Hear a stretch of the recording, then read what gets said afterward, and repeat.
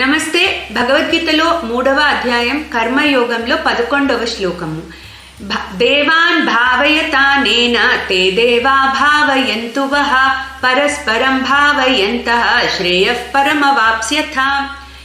So భగవానుడు యజ్ఞాల యొక్క importance చెప్తున్నారు. అంటే కర్మలను ఒక సాక్రిఫైస్ యాటిట్యూడ్తో చేయమని చెప్తున్నారు. యజ్ఞము అంటే సాక్రిఫైస్. సో అట్లా ఈ యజ్ఞం యొక్క ఇంపార్టెన్స్ చెప్తూ ముందు శ్లోకంలో బ్రహ్మదేవుడు ప్రజలని సృష్టించినప్పుడు నేను మిమ్మల్ని యజ్ఞాలతో సహా సృష్టిస్తున్నాను, సో మీరు ఈ యజ్ఞాల ద్వారా వృద్ధి చెందండి, ఈ యజ్ఞాలు మిమ్మల్ని కామధేనువుల్లాగా కాపాడతాయని చెప్పారు. సో ఇప్పుడు ఈ శ్లోకం కూడా దానికి కంటిన్యూయేషనే.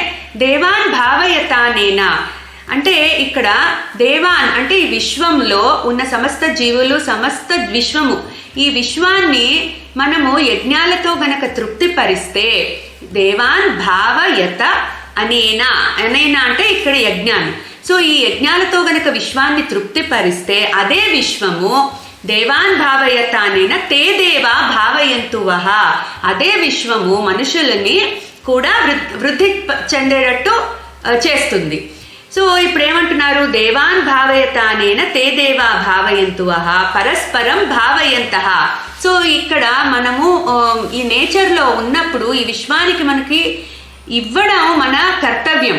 సో ఏమంటున్నారు? ఇట్లా విశ్వము మనుషులు కూడా ఒకళ్ళకొకళ్ళు పరస్పరం ఇచ్చి పుచ్చుకుంటూ ఉన్నప్పుడు, ఒకళ్ళకొకళ్ళు వృద్ధి చెందడానికి సహాయం చేసుకుంటున్నప్పుడు అందరూ కూడా బాగుంటారు. శ్రేయః పరమవాప్స్యత, అందరూ కూడా బాగుంటారు, ప్రపంచం బాగుంటుంది, విశ్వం బాగుంటుంది. సో అందరిలో కూడా ఆ సెల్ఫ్లెస్ యాటిట్యూడ్ డెవలప్ అయ్యి అందరూ పీస్ఫుల్గా ఉంటారు అని చెప్పి భగవానుడు బ్రహ్మదేవుడు చెప్పినట్టుగా చెప్తున్నారు అర్జునుడికి. క్లీం కృష్ణాయ నమః.